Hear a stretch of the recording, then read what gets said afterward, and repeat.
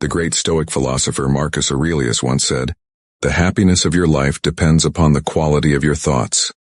Drawing inspiration from the great Stoic philosopher Marcus Aurelius, we're reminded of how our thoughts shape our reality and well-being. Much like the influence of the company we keep can profoundly impact our journey, certain habits can silently steer us away from the Stoic path. Today we will delve into the 7 anti-Stoic habits that might lurk in our daily lives and explore ways to reclaim our Stoic direction and inner peace. Before we begin, I would appreciate if you like the video so that you can help me to continue spreading the Stoic philosophy. If you are not subscribed, I recommend you to subscribe and activate the bell so you don't miss any video. Habit number 1. Complaining about things outside your control. Imagine being at a picnic where everyone is enjoying themselves, the sun is shining, the food is great, and then suddenly clouds gather and it begins to rain. While most would pack up and move inside, finding joy in the change and savoring the smell of rain, there will be a few who'd let this unexpected turn ruin their day, complaining about the weather, the bad luck, or their ruined outfits. This is a classic example of being affected by things beyond our control. Life, much like the weather, is unpredictable, and while we can't control the events that occur, we certainly can control our reactions to them. Stoicism is rooted in understanding and internalizing the difference between things we can change and those we can't. The act of complaining, especially about things beyond our grasp, is a futile exercise that saps our energy and time. It chains us to a perpetual state of discontent. In a real-world setting, consider the workplace. We all have encountered colleagues who spend considerable time lamenting over decisions made by higher-ups or changes in company policies, rather than adapting and finding ways to work with the new parameters. Not only does this constant complaining affect their productivity and peace of mind, but it also creates a negative environment for those around them. To combat this anti-Stoic behavior, one could heed the wisdom of Epictetus. We should always be asking ourselves, is this something that is or is not in my control? When faced with such situations, instead of voicing discontent, a more Stoic approach would be to ask, how can I adapt to this? Or, what can I learn from this situation? By doing so, we reclaim our power and maintain our inner peace, ensuring that we remain unswayed by external events, no matter how unpredictable they might be. Habit number 2. Seeking external validation.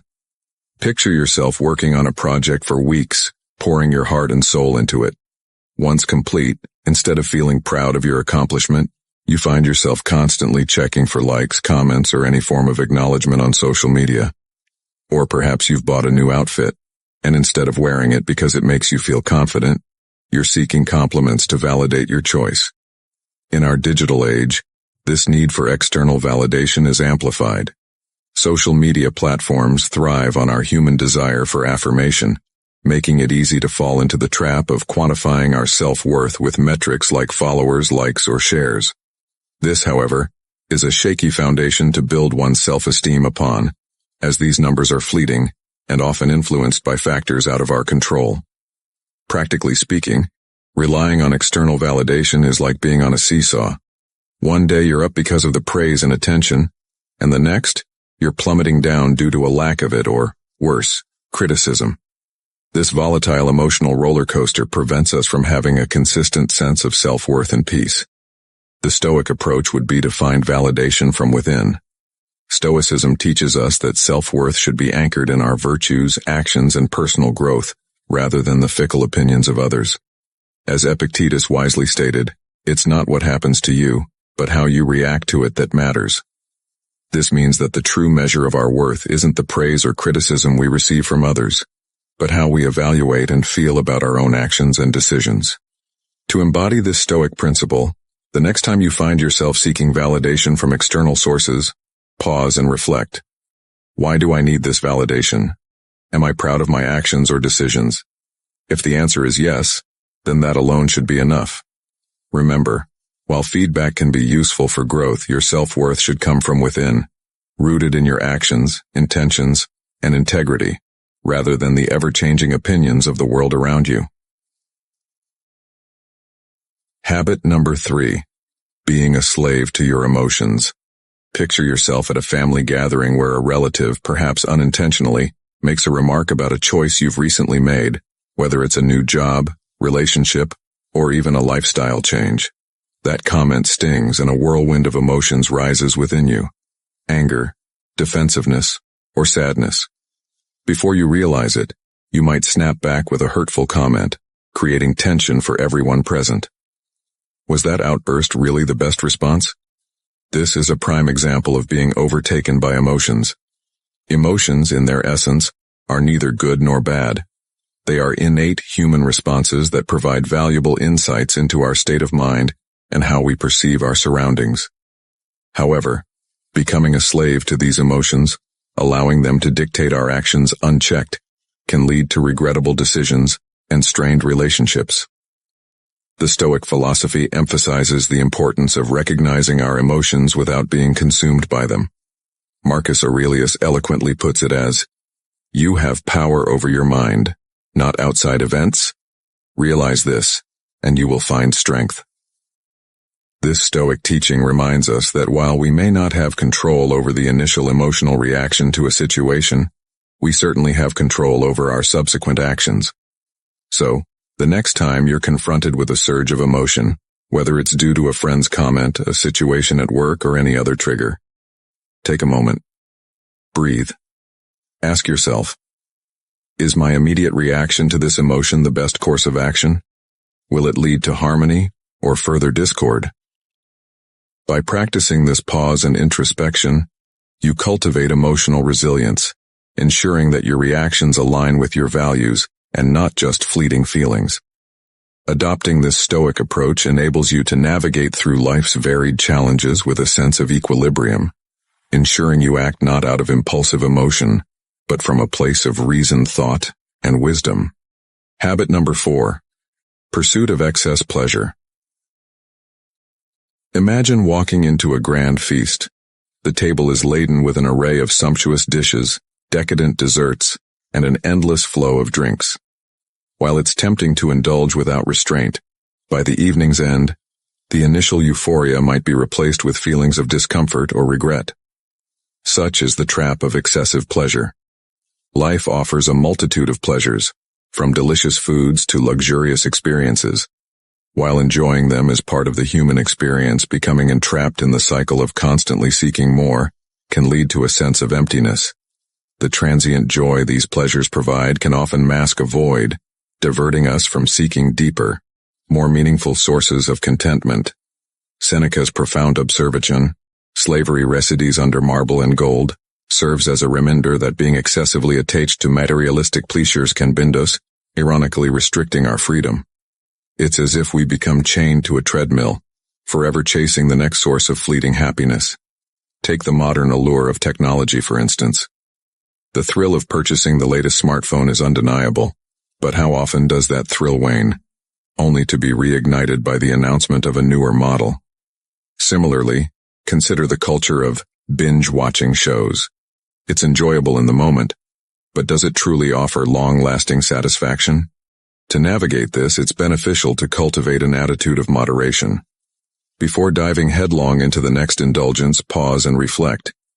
Is this pursuit adding value to my life, or am I merely seeking a temporary high? Such introspection helps in distinguishing between what genuinely enriches our lives and what merely offers a momentary escape. By ensuring our desires align with long-term well-being rather than transient highs, we position ourselves to experience a deeper, more sustained sense of joy and fulfillment. Habit number 5. Living in the past. Imagine sitting on your porch on a beautiful evening, but instead of enjoying the sunset, your mind is miles away, tangled in a web of past events. Maybe it's a mistake you made, an opportunity you missed, or a memory of someone you once knew. While everyone occasionally reminisces, getting anchored in the past can prevent you from fully living in the present. Dwelling on past events, especially those filled with regret or sorrow, can be like walking through life with a heavy backpack. It burdens you, slows you down, and prevents you from seeing the opportunities and beauty right in front of you. Every time you replay a past event, you give it power, allowing it to occupy valuable mental real estate that could be better used for the present. Epictetus, one of the renowned Stoic philosophers, said, "Men are disturbed not by things but by the views which they take of them." This means our suffering often isn't because of past events themselves, but because of our continued focus and interpretation of them. Consider the story of two old friends reuniting after many years. One laments over the past, over chances not taken, and relationships lost. The other, however, speaks of lessons learned, gratitude for present moments, and excitement for the future. Both have experienced the passage of time, but their perspectives differ vastly. To break free from the chains of the past, it's crucial to cultivate mindfulness. When you find yourself drifting into bygone times, gently pull your attention back to the present. Engage in activities that ground you in the now, like meditation, journaling, or simply taking a walk and observing your surroundings. By focusing on the present and treating each day as a new chapter, you free yourself from the shackles of the past, allowing you to write a brighter, more fulfilling story for yourself. Habit number 6. Obsessing over the future.